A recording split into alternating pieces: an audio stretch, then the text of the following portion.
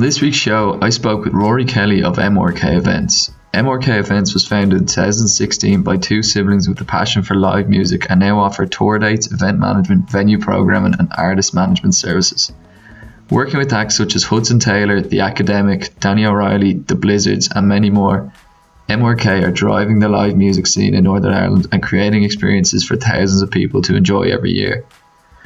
Rory and Megan started their business out of passion and love for music and have now organised over 100 shows while operating the company on a part-time basis.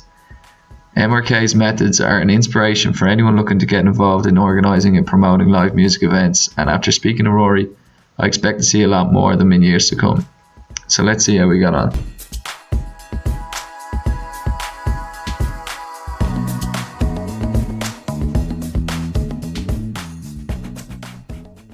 Rory, lovely to meet you. Likewise, Owen. Thanks for having me on. Of course, thanks for coming out. So you were telling me earlier when we were chatting last, you're looking at different aspects with MRK now for this year. How's it going? Yeah, so far so good anyway. Because I suppose we were kind of dealt the blow really early, like everyone else in terms of cancellations and stuff. Which for us as a small independent promoter, it's like.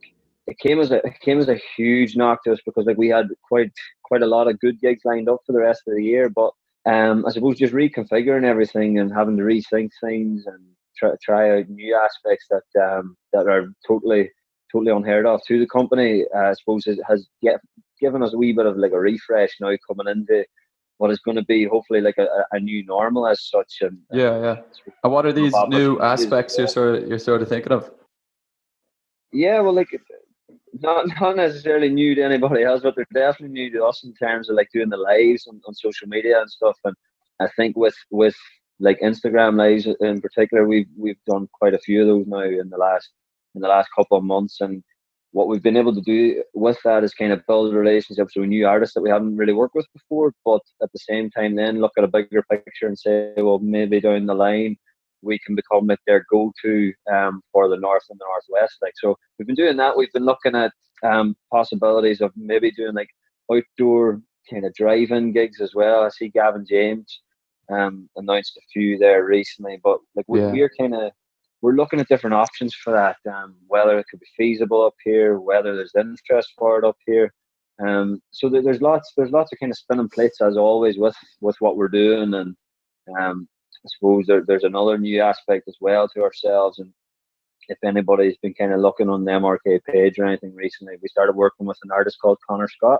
Okay. It's kind of our first foray into artist management and talent management that way. Talent management was falling into my background prior to MRK and stuff like that. So started working with Connor. He released his first single with us at the start of May there called Overthinking, and we've got quite a nice bit of interest out of that so far. It premiered on Hot Press there yesterday. Very good. Nice tight video and stuff. So there's lots of cool things happening in the background, and I suppose it's all about keeping things fresh and keeping motivated during this time as well. Yeah, of course. I suppose you'll probably be able to reach quite a big audience with the online stuff, the online gigs. It's obviously not the same effect, unfortunately. It's good for I suppose. Maybe marketing a band, would it be, or but can you see a future actually developing out of online gigs? Yeah, well, this is a question I've been putting to some of the artists that I've had on the lives and stuff.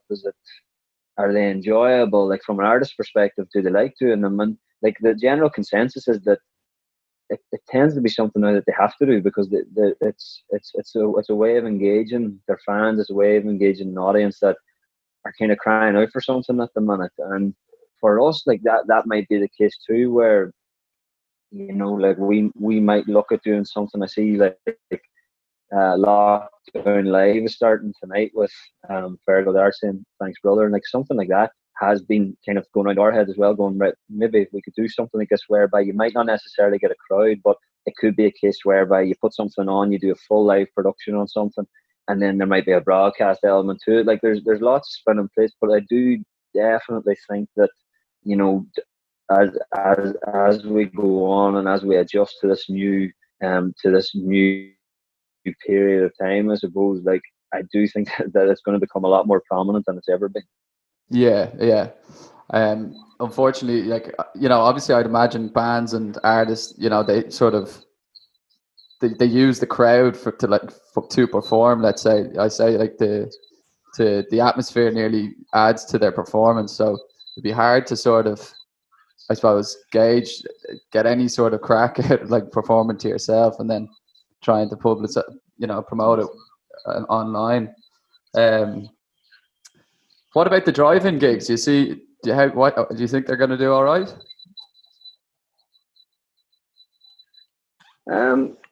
Like it's going to be new, and I suppose like it is the case at the minute where people are looking for ways to break up their routine and looking for ways to change up what they're doing at the minute. And like if you do, the old saying goes, if you put it on, they'll come. Like, Yeah, that's what I'm thinking. I think in terms of events, like people are going to be looking for live music. They are going to be looking to change up what they're doing. I think, especially music fans, like all the cancellations will have hit a lot of people hard, like, because I know this summer, even for ourselves, not only as a promoter but on a personal level in terms of gig tickets that we had bought and stuff, like seeing all these great gigs that were lined up just cancelled one after the other and after the other, and you're kind of going to yourself, Jesus, like, what am I going to do? Like, where am I going to get my gig fix out of? Like, and I suppose like a drive-in gig is probably, it's an opportunity for an artist, but it's also an opportunity for people to actually change their way of thinking and change their own concept of what gigs should be, because like nobody knows where this is going to go. Nobody knows how long like social distancing is going to remain in place. Nobody knows how long like the gig industry is going to be affected. Like, so I suppose it is something that I keep coming back to in terms of adjusting and actually rolling with it and just going with the times. And I think driving gigs are essentially going to be part of that now. Yeah, I'd imagine so. You mentioned there that you had a lot of gigs booked in, like to attend yourself this year. You're obviously pretty interested. How did you get started with promoting, and how did MRK start? So it kind of fell into my lap a wee bit. Like I was, I suppose, from a family background, like we were always brought up not necessarily around music, but with like music maybe in the ears and stuff like that. Like mum and dad would always have it on in the car and stuff, and then my family would own a venue in Donegal as well. Like, so I wouldn't say like we were those kids that were running around it as 5 and 6, because we weren't, like, do you know what I mean? But we were always familiar with it. And I got to about, whenever I was about 22, I was actually given an opportunity to go in as the events manager in the venue. And for me at the time, that like the venue is esteemed. It's the back room in McGrory's in Donegal. Yeah. Like it's a really esteemed venue. Like in terms of some of the names I've played there, you're talking Towns Van Zant's played there, Peter Green from Fleetwood Mac, Rodney Crowell, Emmylou Harris. Like these amazing names, and like especially in the Americana genre. But why I was challenged with whenever I kind of went in there was to try and get a new audience to the place and try to get like that young audience to become familiar with what was going on there. So it's kind of, it was really by default. And then I moved to London about 2 years after that to work in a football agency. Okay. But at the same time, I kind of maintained my love of kind of running gigs and booking bands, and I think a lot of it was really relationship built in terms of meeting other bookers, meeting managers, meeting bands, and then kind of maintaining that then as you go along. So I decided to set up MRK with my sister Megan. Our first gig, it was funny, like, because we had worked together on a few gigs in McGrory's, and one of the things then we always wanted to do kind of between us was to set up a festival. And our first actual proper gig was OTB in Buncrana. We run that with the Flaherty Fire, and the first year, like, it's funny looking back, because like you get all these memories popping up and stuff, and you're seeing how bad it looked, like, but to us it was amazing, like, because we had put on 3 days of music. We had 12 or 15 different acts, I can't remember, but to us it was a big deal because it was like that first step on a ladder. So a week after that we went in and we says, right, let's put down a 5-year plan for it, focusing around OTV. But then as it went on as well, we decided, right, well, let's try run a business in the middle of this as well. So not just waiting for for an annual event, but let's try run something as well. So our first 2 gigs, then we moved into Derry. First 2 gigs were in a venue called the Glassworks, which is an amazing space that was kind of going unused for a while. Like we became familiar with Other Voices and used it for one of their Derry gigs, and we just kind of we did what anybody would do. We lifted the phone, we tried to find out who runs it, got permission to use it, and then we went from there. And we put on a gig with Hudson Taylor, who we've managed to maintain a good relationship with as we've moved on. And then another young band from Derry called the Docks, who have since disbanded. But what was amazing was that was their big hometown gig, and these were 4 lads that were all 17, 18, and they put on a gig and sold like 350 tickets themselves. Like, and to us, I suppose that gave us the wee kick in the arse then to say, you know what, there's a bit of legs in this, you know. Yeah. I was like, when I was researching you a bit, I couldn't believe I'd never heard of the Glassworks before. It looks like the ideal place to go for a gig. It looks really intimate, but you know, is it an old church or something? I don't. It looks amazing. Yeah, like it's a strange one, because like I think it's been used as like multi-purpose over the years. I think it was an old church at one stage. I've been told it was a library. The name the Glassworks came because it was like a glass shop as well. So the glass factory. So like it was one of those ones where you walk into it, and don't get me wrong, like the first day we walked into it, there was an element of looking around going, "Jeez, this is a bit of a shithole." Like, but as it went on, and like as you know, as them themselves put a bit of investment into it, and we've seen the opportunity that comes with having a space like that.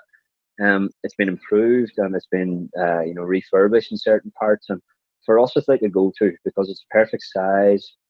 You know, you can do a 200 seated gig there, you can do a 350 standing gig there if you wanted. And for us as a starting point, it was really, really important that we were able to, I suppose, have a venue like that, and have a space like that as well. And it gave us a really good platform to actually begin and then to actually run with it then. Yeah, so you've obviously sold out shows in the Glassworks before. How do you go about doing something like that?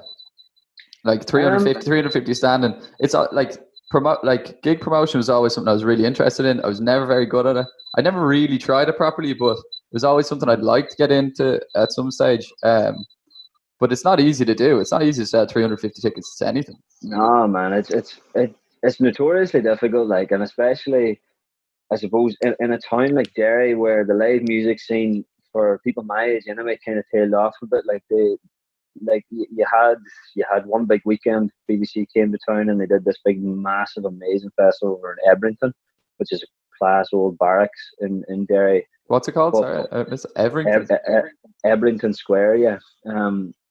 But like that site itself is special, and like for us, kind of seeing that there was an appetite for music there, it kind of gave us a premise then to go and build something towards maybe driving like an element of a live music scene to people our age and to people of that demographic that may not necessarily have anything else to go to other than a dance night or a rebel night. So what we kind of planned was like quality over quantity at the very start. We were thinking, right, well, if we can nail it, if we can bring really good acts here, took a while to actually build up those connections, build up the relationships. It took a lot of trips to like Dublin, a lot of trips to Belfast, to gigs, just to get talking to people. But what we managed to do then was put together like a stable of 4 or 5 different artists that we knew would sell the place out, that had a big enough profile nationally that would translate into what is a very, very difficult territory in Derry. And thankfully it paid off. Like, thankfully it worked out. And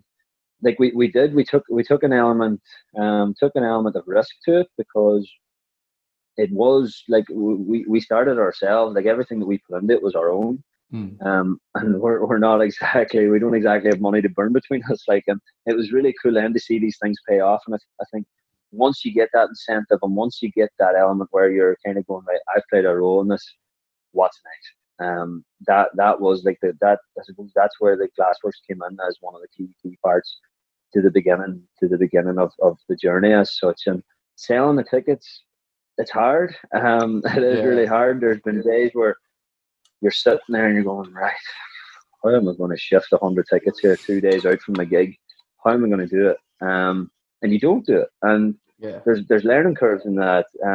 But anything that we've booked, like thankfully, the majority of the shows have gone really well. With those shows doing well, it's kind of enabled us then to actually go and pick shows then that we want to do that may be smaller audiences, smaller crowds, but they could be touring musicians from the UK that we think, right, if we can get on their radar and they get on our radar for going forward, if they get bigger, then they'll always remember who looked after them in Derry or in Donegal or in the Northwest. So I get you. that's that's the so kind of the method behind it. that's pretty good. So if you were obviously, so the quality of the band's following will obviously help you sell tickets. But say if you were promoting a gig, would the booker that you're dealing with, or you being the booker, would you you work with the agent? Does the agent do any promotion on the other side, like the band side of things, or is it more or less completely up to yourself? We've been very fortunate that way. Like we've worked with really good agents and really good promoters. Thankfully, again, it's a wee bit like on the band side where you build up these relationships and then you become their person for that area or that territory. Like, so we've been very fortunate that way, whereby you have your MCDs, your Aikens, even the ones in the UK, like they'll come to us now with things and say, look, do you fancy taking it for up there? Do you fancy trying that one? And we, like more often than not, we will try it. Like, and there has been cases where we've got it wrong, where we've said no to gigs, and then you look and they're going up to Belfast and they're selling out like that, and that's, I suppose that's all part of the game in terms of like trying out and, you know, backing yourself and backing the company, but then also having the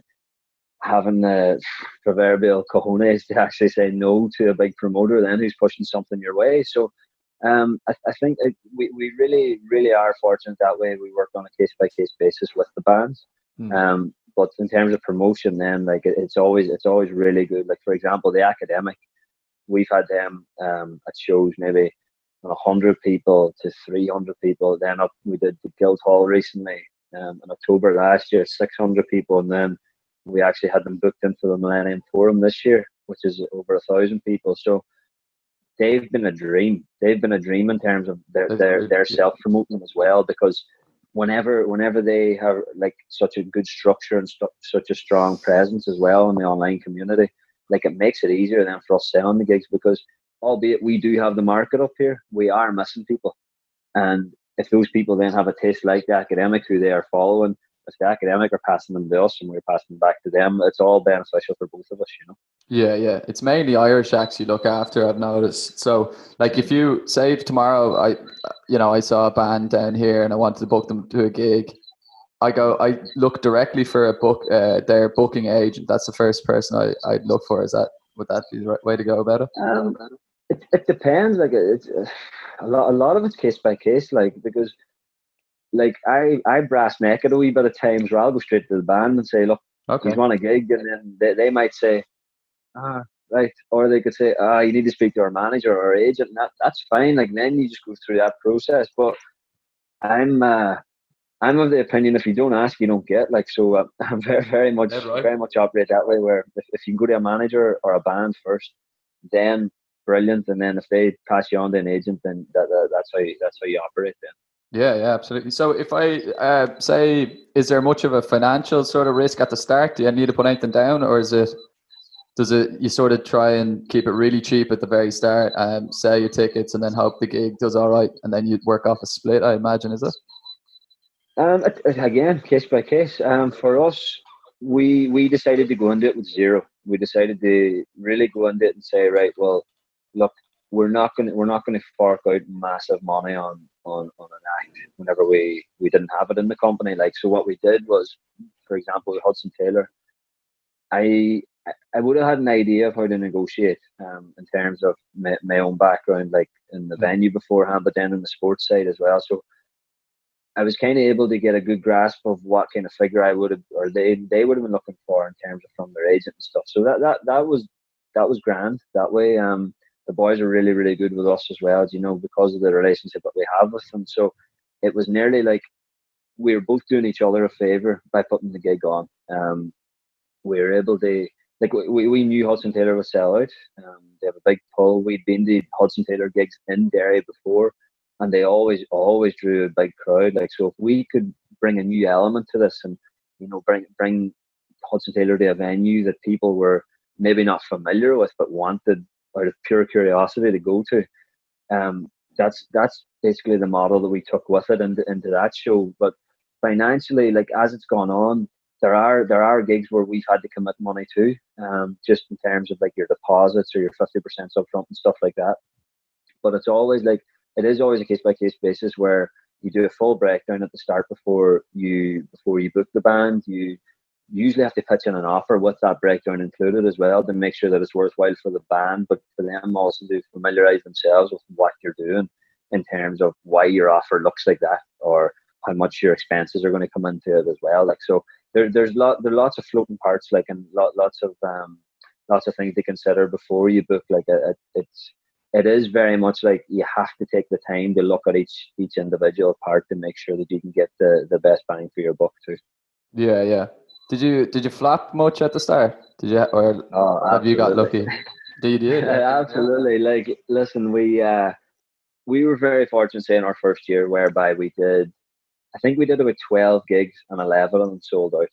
But what that kind of did to us then was install like a false sense of security. So then we went in and we started planning different gigs with different acts that may not necessarily have had a following up here, but we thought, it'll work. They're big on Spotify. They're getting all these hits on YouTube, all the rest. And we thought, right, let's go for it. And a few of them bombed, and a few of them really, really bombed badly, to the point where we were kind of sitting going, gee, is this worth it? Like, and there was one example where we actually took a contracting role from a festival up this way to actually book their festival, and we managed to put on like a really, really strong lineup. Like, and what we didn't consider whenever we were putting on this lineup was, like, everybody was telling us, what a lineup, this would do great anywhere around the country. What we didn't consider was the demographic of that area and of that festival. So whenever we had a lineup of, say, 4 national acts that were kind of top tier, we only had maybe 500 out of about 6,000 capacity show up to it. So that was a real learning curve for us as well, in terms of the contract and in terms of actually thinking out everything before you take the leap to actually go on and book something. Okay. Would you ever do anything like that again? Try like a big Absolutely. 6,000? You would, yeah. Absolutely, 100%. Like, at the end of the day, I say to everybody, like, we're not in this to just keep doing small shows. Like, you want to get bigger and you want to get better all the time. Like, we've seen it with our festival, whereby, like, we've gone from how it looked in year one, where you had maybe 200 people, to 1,000 last year, and then this year, like, we were forecasting up to 1,200 this year, for the festival, which is organically built by ourselves and the Flahertys themselves. Like, so for us, like, we always want to keep getting bigger with gigs, better with gigs, like, but also maintain that we are not turning our nose up then at doing your smaller gigs, like your Glassworks, like your Sandy, absolutely, stuff like that as well. You know, we at the end of the day, they're your bread and butter. They're the ones that kind of keep things going, and then they're the ones that enable you to take the bigger steps in. Yeah, I think if I was allowed to go do something tomorrow and lockdown was completely lifted, it'd be something like OTB is where I'd be going to. You know, like, the capacity looks small, but it looks like super compact. There's one bar, one like nice size stage. It's completely covered in the main area, isn't it? Like, it's perfect, you know. There's not enough of that, I don't think, in Dublin at the moment either. Would you ever consider moving things down to Dublin? Operations, not, because I think, like, what we have up here is really good. What I would consider is potentially taking like a concept like that around the country. I think, you know, there will be opportunities hopefully in the next couple of years to do things like that. But I think where we are at the minute, in terms of scale, in terms of the audience that we've built, and in terms of what we've been doing, I think we're kind of, our reputation's okay up here. You know, it's good. We're trusted. I think whenever it translates to your Belfast market and your Dublin market, I think they know about us and they trust us up here. So if anything do come that they might necessarily not know how to do, they'll push our way and we'll run it for them. So I think, I think for now, I think we'll stick to where we are. You know. Yeah. So Rick, and with OTB, What's OTB stand for again? Out the back. Out the back. That's exactly what it is as well. Out I the love back. it. There's a few interpretations of it going around up here. There's on the beer. There's one out the book. There's lots of ones, but it's funny, like, because the name kind of came around out of nowhere. I was sitting in my office in London at the time, and we were getting things sent over and back between lineups and between contracts and stuff. And the key aspect, we were like, what are we going to call it? Like, and there's four of us in a group message going, Jesus, like, we need to pick something that's going to last, but something that's going to be unique enough too. Like, and it was funny whenever I was kind of just typing up different things, and I was trying to draw up different poster ideas and artwork and stuff. And I just kind of typed in, what is it? It's out the back. So I'll type in OTB, and then everyone was like, "Yeah, that looks good." We've gone with it now. We got into a bit of a pickle last year or 2 years ago. Tickets were flying for it. Like, we had Little Hours, and we had Ryan McMullen playing, and we had a couple of messages coming to the page saying, when's Off the Ball coming to Buncrana? And we were going, what? We're like, what are you on about? And they're like, oh, are there tickets for who's your guest and stuff? We're going, oh no.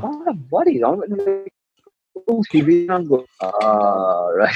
Jeez. So that kind of got us to change the thinking a wee bit then. Like, but OTV, I think it's something that I think it works. Like, it was something where, like, going back to the plan, it does work. Like, and I suppose it has that thing where it can be changed as well because of our setting where we are. Like, we're based in Buncrana, seaside town. Like, so, like, our goal was to move it from out the back to on the beach.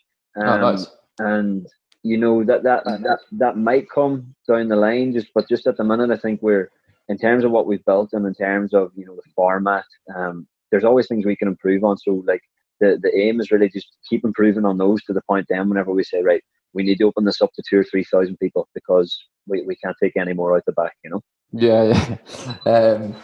What's the sort of capacity you said? Did you say 1,200 a second ago? The connection's a bit funny here, but did you say the capacity for OTB at the moment is 1,200? Yeah, so we've had to, like, reconfigure the site a few times. Obviously, the first year was small. Second year, in fairness to O'Flaherty's, like, they put a lot of work into reconfiguring the whole area, and that opened it up to us then. I think it was 500, 600, and then last year we did 1,000, as I said. So this year we were hoping for 1,200, albeit with moving a few things around on the site and stuff. But it kind of has to cap there because obviously, like, the fire safety aspect and everything, like, that's the number we would be permitted to do, you know, in certain areas and stuff. So we obviously, like, that's determined by the powers that be. So, but I think it's nice, so, because, like, whenever it sells out, it looks great. Like, it looks absolutely brilliant. And whenever you have a lineup as well that's built of, like, emerging artists that are playing your Electric Picnics and playing your Longitudes and stuff like that, it looks great on us then that we're able to bring them up to Donegal then for these gigs as well. So that's the kind of idea behind it anyway, you know, to be that kind of go-to on the calendar for emerging artists as well. What sort of like money or what sort of margins are made with a gig like that? Like, if you're selling it out, like, you don't have to tell me the numbers, but like, you're talking, like, how much do you have to put in to produce it? Yeah, well, like, with OTV, we're very fortunate that we do it in partnership with O'Flaherty. Yeah. So, like, site rental is non-existent. So, like, the main kind of money that we would look at whenever we are putting anything together is your production and your lineup. Like, so we've been very, very fortunate that way in terms of we can split the bill nearly up to the point then whenever your ticket revenue is generating more than that. Like, so I think it all does come down to how fortunate you are with your site. Like, I know if we were to move OTB, the infrastructure alone would, like, it would blow what the current kind of margins are out of the water. Because you would have to put in, obviously, greater security, probably a bigger structure, production wise would need to be lifted and everything. So, like, these are all things that we do consider gig by gig, but In terms of margins, like if you do it the right way and you kind of factor it all in at the very start, there is, and obviously you get the right sponsors on board as well to actually foot some of the bills and to put their name beside it. Like there is opportunity, you know, provided you nail those certain aspects and provided you get the support too. Because at the end of the day, if people don't come, you could throw 100 grand at something, and if people don't show up, then it's not going to work. Like, so So do you people, need, you need to entice do you the sort of people. need to be selling out the show, or like say could you still sell 80% of the tickets and make it worth your while, or are you really relying on Yeah, well, a solid show? well, like I suppose whenever any budgeting that I do, any kind of breakdowns that I do, I never base it on a sellout, because I think that's foolish. I think you always have to give yourself that contingency as well to say maybe we'll do it on a 70 or we'll do it on 80% in terms of planning, and then anything that comes after that then's a bonus. So like that's the model I would take whenever I'm looking at it anyway. Certainly. Yeah. If you were to get an international act, are you going to promote international acts ever? Or like, We've done a few. Like we had a guy, like one of our last gigs there just before we finished up with COVID-19 was a guy called Reese Lewis. Like Reese Lewis is nearly 200 million streams on Spotify. He's an English guy. Okay. But Reese's gig was class because I think he was due to go on tour now with Lewis Capaldi. Like, so that's the kind of level we would be at in terms of booking internationally at the minute. Like, my thinking is more so in Ireland, get the biggest acts you can get in Ireland for now. And then that'll put you in a much better position then to go after an international act, you know. Yeah, of course. Yeah, well, I think it's a good idea to branch out. You're definitely doing a good thing with the Irish bands, from what I've seen so far. Thank you. I suppose then, what did you have in mind for 2020? Like, that's not going to happen. That unfortunately, everybody that parties at the MRK gigs won't get to do this year. It's like a big sob story. We had like 3 of our biggest gigs planned. 3 huge gigs planned for between Easter and July, and then obviously OTB was going to be probably the biggest version of that yet. So we had that all planned, but then we also had like different bits and pieces, like with councils and with organisations planned, whereby we would come in and program things for them.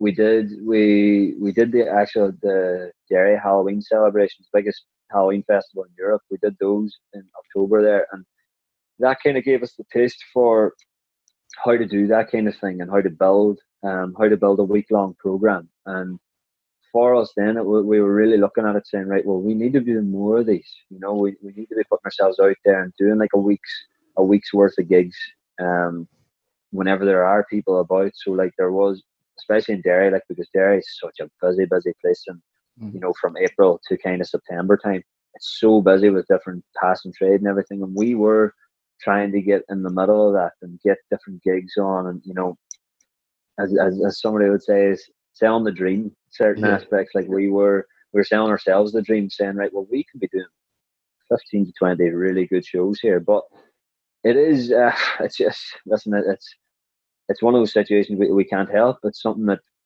the whole industry is feeling at the minute. Absolutely. We're probably a year behind now, which is, in a way, like there's no point looking at it as a downer. Like as I said to you earlier, it's a good chance to look at it and kind of discover what your strengths are, but discover where the opportunities lie as well. And I think that's the main thing for us, is kind of looking at these gigs that we have had to postpone, or these gigs that we've had to cancel, and say, right, well, what can we do that's either going to be the same or going to be similar next year, whenever there might be new restrictions in place, or you know, when things are back to normal. I suppose it's just looking a wee bit further sighted to it instead.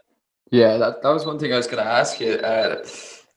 Were there other types of events that you promoted, like rather than just concerts and stuff? Like the Derry Halloween gig you mentioned there, is that music based as well, or is it more arts and the majority of it was music based? Like, but whenever we were pitching for it, like we tried to make sure that we were taking in the different elements of it, like in terms of your culture, your arts, your poetry, even your spoken word, like things like that. We were trying to make sure that we brought in as much of it as possible, because there's quite a diverse range of people in Derry that week.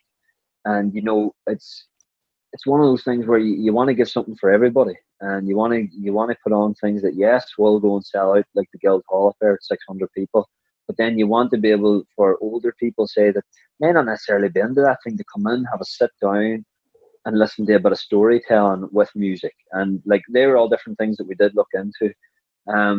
We are primarily music now. I would stress that. Like, but myself and Megan now actually as well. Like, our full time gig at the minute is with Junkature, and like, Junkature is probably one of the standout competitions for creativity in Europe. Never mind just Ireland. Like, it's one of those things that, it challenges people to actually be innovative, be creative, but also to educate themselves in sustainability. So for us, being able to translate the events management side into like a larger scale, where you're taking in nearly 50% of the school population in Ireland, like that's a really good learning curve for us as well, in terms of what we can do with MRK, but also what what Gen Z are after, and what they are interested in. Because, like, no bones about it, like, not everybody's the same age as myself that's going to gigs. Like, they're not all 27, 28-year-olds going to gigs. Yeah. You do have that new audience coming every year. You're 17, 18, 19-year-olds that want something different, and that's something that we'll just have to, I suppose,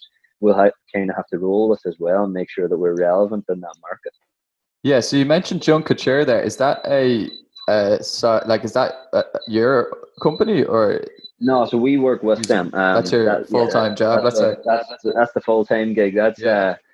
That's like, in fairness, the opportunity, whenever the opportunity came up to work with Junkature, it was like 100%, because it's I've heard of the brand before, but I know nothing about it. Like, just, man, it's something else. Like, really? It's something that I think, give it another year or two.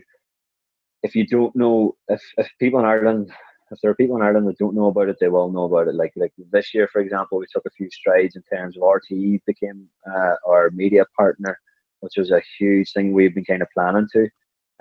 We managed to get the likes of Revolut on board as a partner as well. Like, all these kind of brands that are relevant to young people, the Gen Zers, the people that are kind of taking their own decisions into their own hands now. They're teaching themselves things. They're kind of channeling their creativity differently to what it would have been 10 years ago. And for us with Junkature, like, it's amazing to actually see the talent on show, in terms of what people can create with their hands, and a bit of rubbish out of the bin. Like, and whenever you're able to see that work in a large scale place like the Three Arena, where the grand finals held every year, it kind of instills that real belief in it. Then they go, right, well, you could take this elsewhere. You could take this elsewhere. And there's no wonder there's so many stakeholders now looking to get involved with it as well, because it's right on the sweet spot, I think, in so many things, in terms of education, creativity, and sustainability. Like, it really hits all the right notes on each of those. Yeah, it sounds right down my alleyway, to be honest with you. I must check it out. So I suppose I was reading through your website and your Facebook and stuff, and one of your mission was basically to revitalize the music scene in the Northwest. I probably put a tick beside that one now. Do you have another step to the mission? No, listen, like, if we can continue just to build what we have up here, like, I'm not going to turn around and say that that's Irish domination, world domination, anything like that, because I think it's very much a phased plan, with the main goal of becoming that kind of that recognizable fish in live music in the Northwest. Like, I think we're well on the way to that. But again, like, if you don't continue to build on what you've done, and you don't continue to build on what you have, then I think it's very hard to actually to enhance that reputation as you go on. Because, don't get me wrong, like, I think we've done maybe about 100 gigs in a few years or whatever, and they've been different scales. But you want to get to a point whenever you are doing big gigs, it's just big gigs after gig after gig after gig. That's the level you want to get to, and I think there's a real appetite for it up here. And I think that music's going through a real transition up here as well, whereby in the Northwest for a long time there was two genres. There was country and there was like dance music, like, and we're neither. We fall in neither of those brackets. So for us to even get the live scene back in the mix among people, and back into, I suppose, the thinking and the psyche of people as well, like, that that was the initial goal behind it. Now that we've done that, we'll continue to try and build on that to hopefully get to a point where you do have maybe a 2-day weekend gig in Ebrington and Derry where you have 6,000 people show up. And like that's I suppose that's the plan, and that's the goal as such with it. And then anything that comes after that, then I suppose we'll just take that as it comes.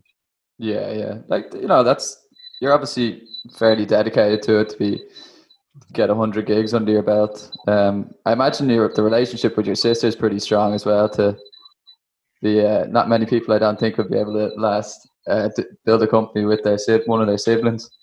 Yeah, well, look, I think the two of us bring different qualities to it, you know, and I think that helps. Do you think if you were to say give advice to anybody that wanted to start promoting, do you reckon 2 is better than 1, or?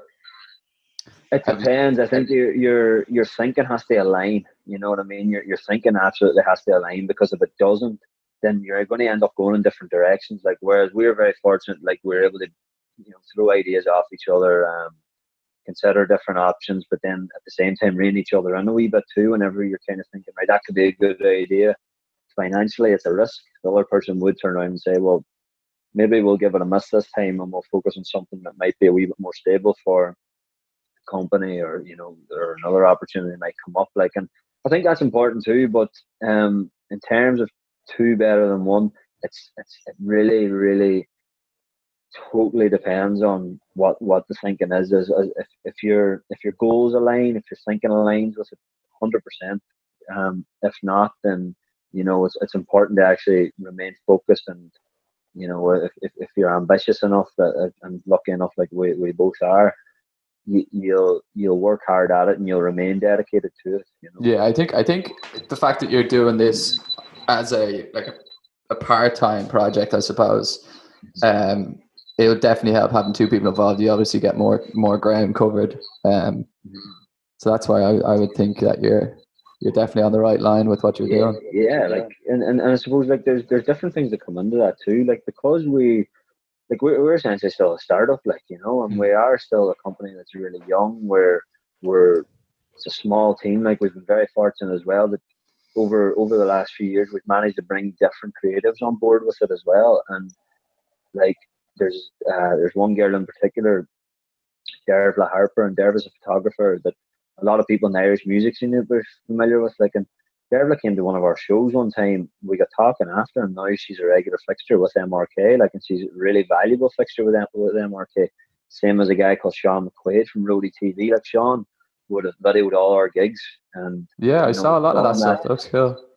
Man, like it's amazing to see like how you can kind of help people develop too. Like Dervla was on stage at Belsonic last year photographing. Sean was in Crow Park with the Rolling Stones 2 years ago, I think. Like, and just seeing how those opportunities kind of arise. Like, it's the Irish music circle is so small, so that if you know one person that might introduce you to another, like, it really helps. And like that's how we built our model to date. Like, and that's how we will, I suppose, continue to help people to come to us as well. That we feel, you know, that they're willing to put a bit of work in with us. They're willing to kind of commit to us as well. And that's another side that we're actually exploring as well, just based on, I suppose, the creative talent that Dervla and Sean would have brought to the game.